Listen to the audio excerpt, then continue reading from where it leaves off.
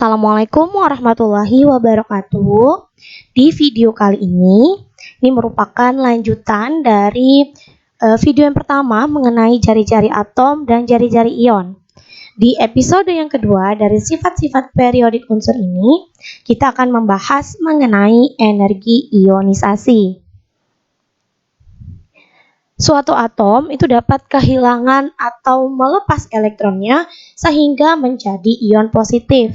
Di sini misalnya dicontohkan ada atom Na yang awalnya ada 11 elektron, kemudian melepaskan 1 elektron menjadi ion Na+. Nah, sekarang jumlah elektronnya adalah 10 ya, karena 11 dikurang 1 itu sama dengan 10. Nah, suatu atom yang melepaskan elektronnya sehingga menjadi ion positif itu membutuhkan yang namanya energi. Ya, karena saat pelepasan elektron itu diperlukan energi untuk mengatasi gaya tarik dari inti atom. Besarnya energi yang diperlukan untuk melepas 1 elektron terluar dari suatu atom netral pada wujud gas itu disebut sebagai energi ionisasi.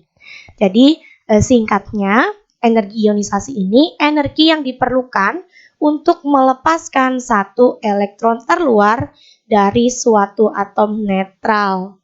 Ya. Nah, energi ionisasi ini merupakan ukuran mengenai mudah atau tidaknya suatu atom untuk menjadi ion positif. Ada 2 kemungkinan. Jika atom mudah melepaskan elektron, maka energi ionisasinya kecil atau lebih mudah menjadi ion positif. Yang kedua, jika atom sukar melepaskan elektron, maka energi ionisasinya besar. Atom tersebut akan sukar bermuatan positif. Faktor yang mempengaruhi kecenderungan dari energi ionisasi itu ada 2 faktor. Faktor yang pertama adalah muatan inti. Semakin besar muatan inti, maka semakin besar pula tarikan inti terhadap atom. Begitu pula sebaliknya. Lalu faktor yang kedua adalah jari-jari atom. Semakin kecil jari-jari atom, maka jarak antara inti dan elektron itu akan semakin pendek. Begitu pula sebaliknya. Nah, di sini ada grafik hubungan energi ionisasi dan nomor atom. Ya, di sini ada unsur dari golongan utama, golongan 1A, Li, Na, K, Rb, Cs, Fr. Ya, lihat ini trennya.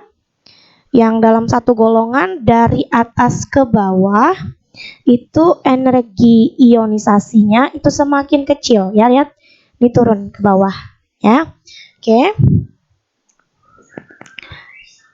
Sedangkan untuk yang dalam satu periode, ini di sini juga ada contoh untuk golongan 8A dari He, neon, argon, kripton, xenon, dan radon. Ini juga menunjukkan kecenderungan dari atas ke bawah itu semakin kecil energi ionisasinya. Dan untuk yang dalam satu periode, ya ini dari Li sampai Ne, ini ada di periode yang kedua. Lalu ada Na sampai dengan Ar untuk periode yang ketiga. Ini menunjukkan adanya kecenderungan dari kiri ke kanan itu cenderung bertambah. Namun di sini ada beberapa penyimpangan atau pengecualian. Ya, lihat nih, tidak sepenuhnya naik terus ya. Ini ada turun sedikit kemudian naik lagi, turun sedikit kemudian naik lagi ya.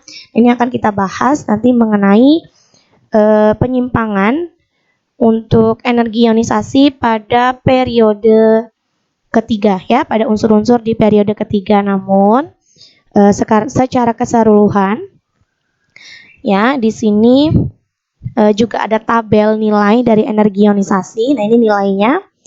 Ya, kecenderungannya dari atas ke bawah itu semakin kecil. Kemudian dari kiri ke kanan itu cenderungnya bertambah besar ya energi ionisasinya. Nah, jadi bisa disimpulkan bahwa kecenderungan energi ionisasi dalam SPU ini ada dua. Ya, mengapa di sini Miss gunakan kata-kata kecenderungan? Karena tidak pasti selalu naik terus ya, atau selalu turun seperti itu ya, karena ini berbeda dengan jari-jari atom. Kalau yang jari-jari atom itu sudah sesuai dengan data juga bahwa dari atas ke bawah itu semakin besar, dari kiri ke kanan dalam satu periode itu semakin kecil. Namun untuk energi ionisasi ini ada terjadi penyimpangan ya, maka di sini Miss gunakan kata-kata kecenderungan. Dalam satu golongan dari atas ke bawah energi ionisasinya berkurang, kalau dari atas ke bawah itu semakin kecil. Lalu satu periode dari kiri ke kanan itu cenderung bertambah atau semakin besar. Nah, di sini ada penjelasannya mengapa dalam satu golongan dari atas ke bawah energi ionisasinya itu berkurang. Ya, dalam satu golongan jari-jari atom itu akan semakin bertambah ya, dari atas ke bawah akan semakin besar. Nah, karena jari-jari atomnya itu yang semakin besar, kulitnya itu semakin banyak, maka daya tarik inti terhadap elektron terluar itu semakin lemah karena jaraknya kalau dia tambah besar akan semakin jauh ya dari inti ke elektron terluarnya. Maka elektron yang paling terluar itu akan semakin mudah lepas dan energi yang diperlukan untuk melepaskannya itu akan semakin kecil. Maka semakin kecil energi yang diperlukan untuk melepaskan elektron, maka semakin kecil pula nilai energi ionisasinya. Jadi misalnya nih Miss punya contoh, ada atom Li yang punya 3 elektron dengan atom kalium yang punya 19 elektron. Atom Li hanya 2 kulitnya, sedangkan atom kalium itu ada 4 kulitnya. Ya, maka daya tarik inti dari litium itu akan sangat besar ya dibandingkan dengan daya tarik inti kalium dengan elektron terluarnya. Maka semakin besar jari-jari, maka energinya juga akan semakin kecil ya untuk melepaskan satu elektron, hingga energi ionisasinya itu semakin kecil dari atas ke bawah. Nah, sedangkan untuk dalam satu periode dari kiri ke kanan, energi ionisasi cenderung bertambah. Ya, Miss ingatkan sekali lagi di sini ada kata-kata cenderung karena nanti ada penyimpangan yang terjadi untuk energi ionisasi dalam satu periode. Nah, dari kiri ke kanan dalam satu periode, jumlah elektron itu akan semakin banyak. Ya, maka jumlah protonnya juga akan semakin banyak. Nah, tapi jari-jari atomnya itu semakin kecil, ya semakin pendek tadi karena ada hubungannya dengan muatan inti. Nah, karena jari-jari atomnya yang semakin kecil, daya tarik inti terhadap elektron juga akan semakin kuat karena dari inti dengan elektron yang terluar itu semakin dekat, ya. Elektron akan semakin sukar untuk dilepas dan energi yang diperlukan untuk melepaskannya juga semakin besar. Semakin kecil energi yang diperlukan untuk melepaskan, semakin besar energi yang diperlukan untuk melepaskan elektron, maka semakin besar pula nilai energi ionisasinya. Ini semakin besar ya, Miss-nya salah tulis. Oke. Nah, tadi kita udah bahas harga energi ionisasi. Unsur-unsur dalam satu periode itu cenderungnya semakin besar. Nah, namun terdapat sedikit penyimpangan dalam kecenderungan tersebut pada unsur-unsur periode ketiga. Ada siapa saja unsur-unsur periode ketiga? Ada natrium, magnesium, aluminium, silikon, fosfor, belerang, klor, dan argon. Nah, di sini Miss punya grafik energi ionisasinya dari unsur periode ketiga. Ini ada Na, Mg, lalu ada Al, kemudian silikon, lalu fosfor, sulfur atau belerang, klor, kemudian argon. Ya, grafik ini menunjukkan bahwa energi ionisasi aluminium atau Al ini lebih rendah daripada magnesium. Padahal tadi kalau merujuk kepada trennya dari kiri ke kanan harusnya semakin bertambah ya, tapi ternyata Al lebih rendah daripada magnesium. Begitu juga sulfur ya. Sulfur atau belerang ini energi ionisasinya lebih rendah dibandingkan dengan fosfor atau P yang berada di sebelah kirinya. Nah, hal ini, penyimpangan ini didasari oleh adanya elektron valensi dari unsur-unsur tersebut ya, dari aluminium, sulfur, magnesium, dan ada juga fosfor. Elektron valensi atom Al dan sulfur itu mengisi orbitalnya pada setengah penuh sehingga mempunyai sifat kurang stabil. Ya, kestabilan ini mengakibatkan kedua atom memiliki harga energi ionisasi yang lebih rendah dibandingkan dengan unsur yang ada di sebelah kirinya. Tadi Al lebih rendah dari Mg, lalu belerang lebih rendah daripada fosfor.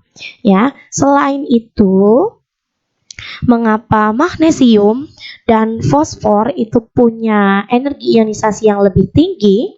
Karena ada hubungannya juga dengan kestabilan konfigurasi elektronnya ya. Karena konfigurasi elektronnya itu relatif stabil sehingga elektron sukar untuk dilepaskan. Oke.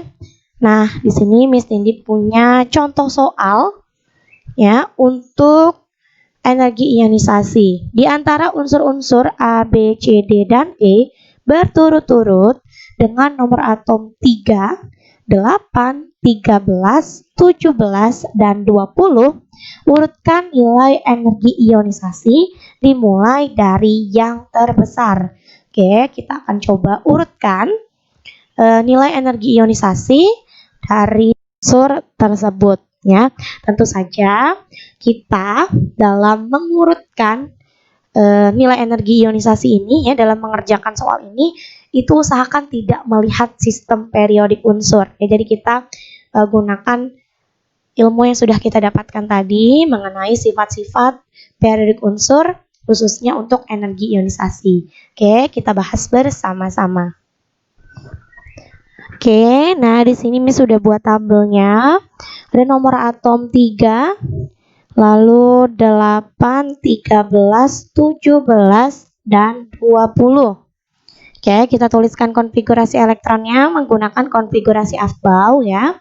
1s2, 2s1, ini 1s2, 2s2, 2p4.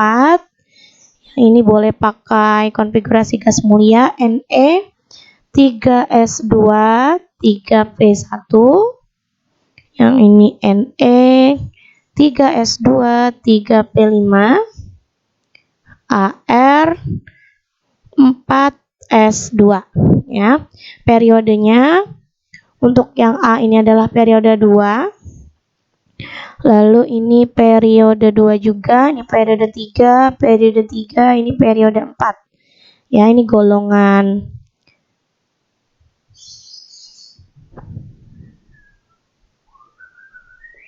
golongan 1A. Lalu ini golongan 6A. Ini golongan 3A. Lalu ini golongan 7A. Dan terakhir ini adalah golongan 2A. Ya. Oke. Kita tuliskan tadi seperti di jari-jari atom tadi ya. Kita buat perumpamaan dari sistem periodik unsurnya. Oke, di sini ada golongan 1A, 2A, 3A, 6A, dan 7A ya. Kita tulis di sini. Dia ada 1A, 2A, 3A, 6A, dan ada 7A. Ya, ini periodenya 1, 2, 3, 4. Karena di sini tidak ada periode 1, maka kita langsung ke periode 2. Ini ada A. Ya, lalu ada B ya, 6A. Lalu C dan D. C ada di golongan 3A, D ada di golongan 7A. Lalu yang terakhir ada E. Ini ada di 2A. Periode 4. Nah, tadi hubungannya dari atas ke bawah itu semakin kecil ya energi ionisasinya, sedangkan dari kiri ke kanan itu semakin besar.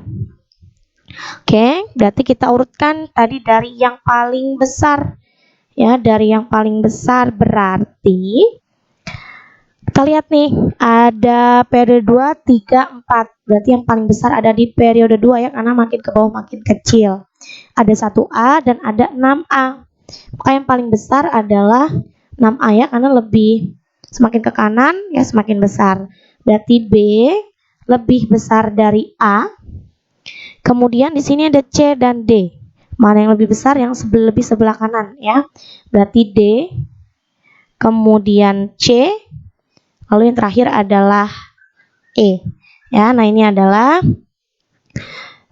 urutan energi ionisasi dari unsur A, B, C, D, dan E. Oke. Sekian penjelasan dari Miss Nindi mengenai energi ionisasi. Akan ada 3 sifat periodik unsur lainnya yang akan kita bahas. Ada afinitas elektron, lalu ada elektronegatifan, dan sifat logam dan non-logam. Oke, kita jumpa lagi di video yang selanjutnya. Miss akhiri, assalamualaikum warahmatullahi wabarakatuh.